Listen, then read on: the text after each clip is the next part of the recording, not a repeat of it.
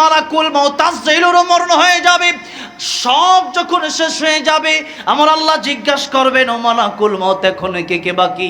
মালাকুল মউত বলবেন আল্লাহ আপনি আর আমি। আল্লাহ বলবেন মউত ইয়া মালাকাল মউত, ও মালাকুল মউত তুমি মরে যাও। এমন জোরে একটা চিৎকার মারবে মালাকুল মউত। ও চিৎকার যদি দুনিয়ার কোনো মানুষ শুনতো, দুনিয়ার মানুষ মৃত্যুবরণ করত, শেষ হয়ে যেত। দুনিয়ার কোনো পশু পাখি যদি ওই চিৎকার শুনতো সাথে সাথে শেষ হয়ে যেত। এমন একটা চিৎকার মেরে মালাকুল মউত তো শেষ। আবার কিয়ামতের ময়দানে মরণেরও মরণ হবে। পুলসিরাতের গোড়ায় মরণ কি দুম্বার আকৃতি ধারণ করায়া বলা হবে, আল্লাহ রাব্বুল আলামিন অর্ডার করবেন এই মরণকে শেষ করে দাও, মরণেরও মরণ হয়ে যাবে। আর জান্নাতীদেরকে ডেকে বলা হবে, ও জান্নাতীরা এই জান্নাতের ভিতরে চিরস্থায়ী বসবাস করো, আর জীবনে কোনোদিন তোমাদের মরণ হবে না। আল্লাহু আকবার। সে আরামের জীবন চান কি চান না? সে আরামের জীবন যদি চান, আমার নবী বলেন আদ-দুনিয়া মাজরাতুল আখিরাহ। ও দুনিয়ার মানুষ, এটা হচ্ছে তোমাদের জন্য কাজের জায়গা, কর্মস্থান। এখানে কাজ করবা, আখিরাতে বেতন পাবা। আল্লাহু আকবার। গার্মেন্টসে কাজ করে 1 মাস, যখন বেতনটা দেয় ভালো লাগে কি লাগে না বলেন? কৃষিরা ধান লাগায় অথবা অন্যান্য গাছগাছালি লাগায়, 1 বছর 2 বছর পরে যখন কিছু টাকা পয়সা হাতে আসে, 1-2 বছরের বা 6 মাস বা 2 মাসের এই কষ্ট কৃষক ভুলে যায়। ঠিক না ঠিক বলেন? ঠিক তেমনি ভাবে দুনিয়া হচ্ছে কাজের জায়গা। এখানে যদি আপনি আপেল গাছ লাগান, কিয়ামতে আপেল পাবেন। কমলা গাছ লাগালে কমলা পাবেন, আবার নিম গাছ লাগলে তিতা পাবেন, কাঁটা গাছ লাগালে কাঁটা পাবেন। কি রোপণ করতেছেন?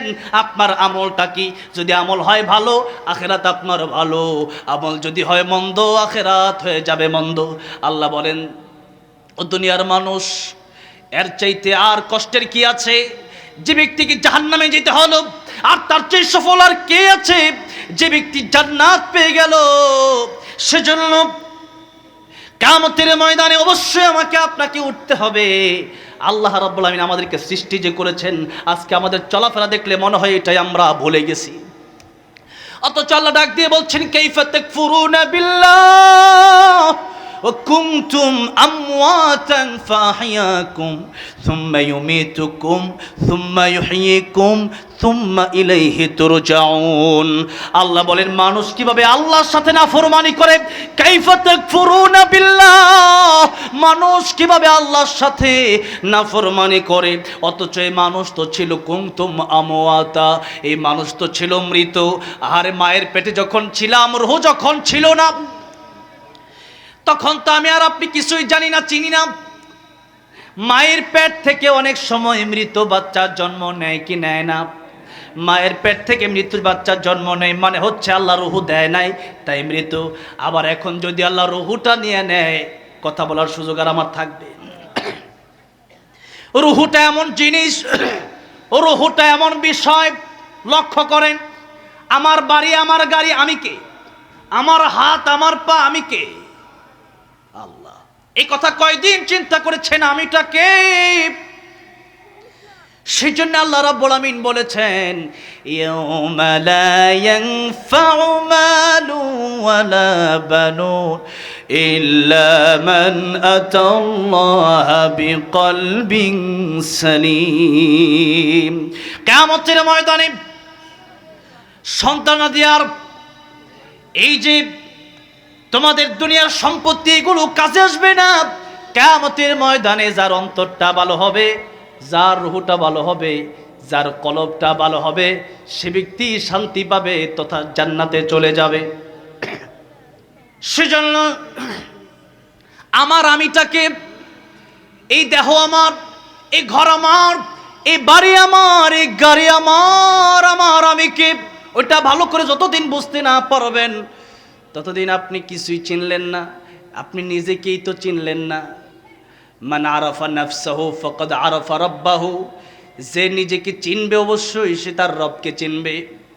নিজের মাথা থেকে নিয়ে পা পর্যন্ত যখন চিন্তা করবেন এত সুন্দর করে মায়ের পেটে এক ফোঁটা পানি থেকে আমাকে কে বানালেন? অবশ্যই জবাবে আপনার অন্তর বলে দিবে আমার আল্লাহ। জোরে আমার আল্লাহকে ডাক দেন, বলেন আল্লাহ। সেদিন যেদিন মায়ের পেটে ছিলাম তখন তো মরা ছিলাম। সেই মৃত বাচ্চা যদি মায়ের পেট থেকে বের হয়, দুনিয়ার মানুষ সেটাকে গ্রহণ করে না, এমনকি মা বাবাও সেই সন্তানকে আর রেখে দেয় না।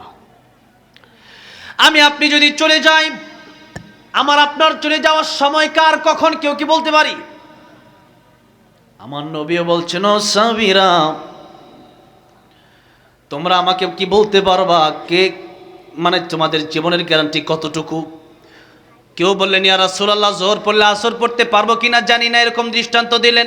কেউ বললেন, ইয়া রাসূলুল্লাহ, আসর পড়লে মাগরিব পাবো কিনা জানি না। ইয়া রাসূলুল্লাহ, আজকে বেঁচে আছি, কালকে বাঁচবো কিনা জানি না। আমার নবী রেখে বলেন, ও সাহাবীরা, তোমরা তো বলছো জোহর থেকে আসর, আসর থেকে মাগরিব, আজ থেকে কাল। না না, আজ থেকে কাল পর্যন্ত বাঁচবা, তার গ্যারান্টি কে দিল? আমি নবী, আমার কাছে মালাকুল মউত আসলে অনুমতি লাগবে, আমার কাছে মালাকুল মউত আসলে অনুমতি লাগবে। এরপরেও আমি নবী ডান দিকে সালাম ফিরাইয়া, নামাজের পরে ডান দিকে সালাম ফিরাইয়া বাম দিকে সালাম ফিরাতে পারবো, এই গ্যারান্টি আমি নবীও তোমাদেরকে দিতে পারবো না। আল্লাহু আকবার। এই জন্য আজকের এই মাহফিল ওয়াজ করতে বসেছি। এই চার থেকে নেমে বাসায় যেতে পারবো কিনা তার গ্যারান্টি আমি দিতে পারবো না। এখানে আপনারা আসছেন ওয়াজ শোনার জন্য, এই ওয়াজ শুনে আবার সওয়ার করে পায়ে হেঁটে বাড়ি যেতে পারবেন, সেই গ্যারান্টি আপনিও দিতে পারবেন না।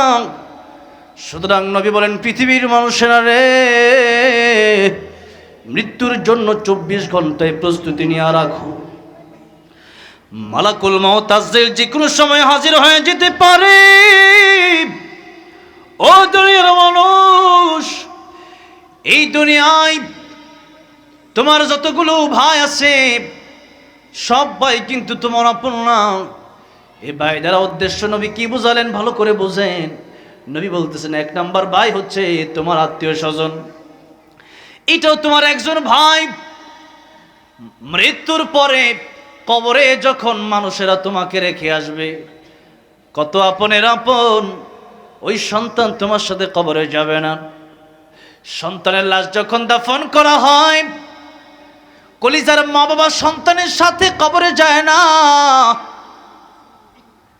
দাদা দাদি যত আদর করে নাতিকে, নাতি যখন দাদার লাশ নিয়ে কবরে যায়, দাদির লাশ নিয়ে কবরে যায়, নানার লাশ নিয়ে কবরে যায়, নানির লাশ নিয়ে কবরে যায়। এমনটা তো হয় না। জেনারেটর আছে? জেনারেটর আছে না? কথা না বলে আল্লাহর প্রেমে জিকির করি, লা ইলাহা ইল্লাল্লাহ, লা ইলাহা, লা ইলাহা ইল্লাল্লাহ, লা ইলাহা, জোরে সোরে মোহাব্বতে, লা ইলাহা ইল্লাল্লাহ, লা ইলাহা, লা ইলাহা ইল্লাল্লাহু মুহাম্মাদুর রাসূলুল্লাহ সাল্লাল্লাহু আলাইহি ওয়াসাল্লাম। আমার নবী বলছেন, পৃথিবীর মানুষেরা, তোমার 3 ভাইকে কাকে আপন বানাবা? তোমার আত্মীয় স্বজন তোমার সাথে কবরে যাবে না।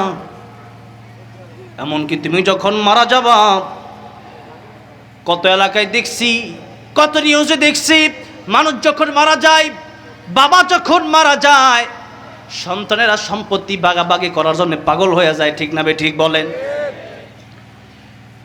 লাশ দাফন করার আগে বাবার আঙ্গুলির ছাপ নেওয়ার জন্য পাগল হয়ে যায়, কারণ 2-4 কোটি টাকার জায়গায় ওইটাকে নিয়ে নেই। আহারে নালায়েক সন্তান, আহারে বেকুফ সন্তান, বুঝলি না, বাবাকে চিনলি না, মাকে চিনলি না। বাবার মা তো এমন সম্পদ, আমার নবী বলেন, মার বাবার দিকে যদি কেউ নেক নজর দিয়ে একবার তাকায়, একটা কবুল হজের সওয়াব আমার আল্লাহ আমল নামায় দিয়া দেয়। আরে হজে যাওয়া অনেক কষ্টের ব্যাপার, টাকা লাগে, পয়সা লাগে, লক্ষ লক্ষ টাকা কইরা পরে, টাকা খরচ কইরা পরে, পাসপোর্ট ভিসা কইরা পরে বিমানে হজে গেলেন, তাওয়াফ করলেন, সাই করলেন, মিনায় গেলেন, মুজদালিফায় গেলেন, আরাফার ময়দানে গেলেন, কুরবানি করলেন, অনেক কাজ। এত কাজ করার পরে হজ কবুল হইছে কিনা গ্যারান্টি দেওয়া যাবে না। কিন্তু আমার নবী বলেন, ও পৃথিবীর মানুষেরা, একবার মায়ের দিকে তাকাও, একবার বাপের দিকে নেক নজর দিয়ে তাকাও, আমার আল্লাহ কবুল হজের সওয়াব আমল নামায় দিয়ে দিবে। এই ওয়াজ কি বাড়ি নিয়ে যাওয়া যাবে না? হ্যাঁ, নাকি শুধু মুখস্থ করতেছেন? বাড়ি নিয়ে যা, বাড়িতে গিয়েই মায়ের দিকে তাকান, বাপের দিকে তাকান। আর তাকানো মানে হচ্ছে এমনি তাকায় থাকা না, তাদের খেদমত করা। মা আর বাবা এত দামি সম্পদ, যখন চলে গেল, কত নালায়েক সন্তান, তাদের চোখে পানি তো আসেই না। এরা চিন্তা করবে কত তাড়াতাড়ি বাপের দাফন দেব, আর কত তাড়াতাড়ি সম্পত্তি আমি মানে আমার কাছে আসবে, এই চিন্তায় তার ঘুম হয় না। বেকুব সন্তান।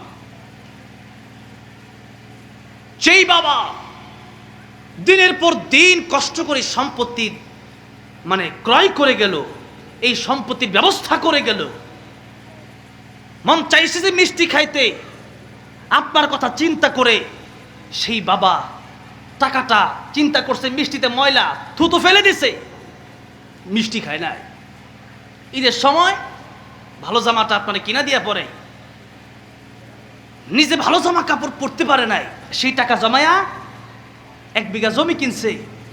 আর এখন আপনি বাপের জন্য দোয়া না কইরা, বাপের জন্য কোরআন তিলাওয়াত না কইরা, বাপের জন্য চোখের পানি না ছেড়ে, আপনি মায়ের জন্য চোখের পানি না ছেড়ে সম্পত্তির ভাগ নেওয়ার জন্য পাগল হয়ে গেছেন। ওইটা কি নিমুখ হারাম না?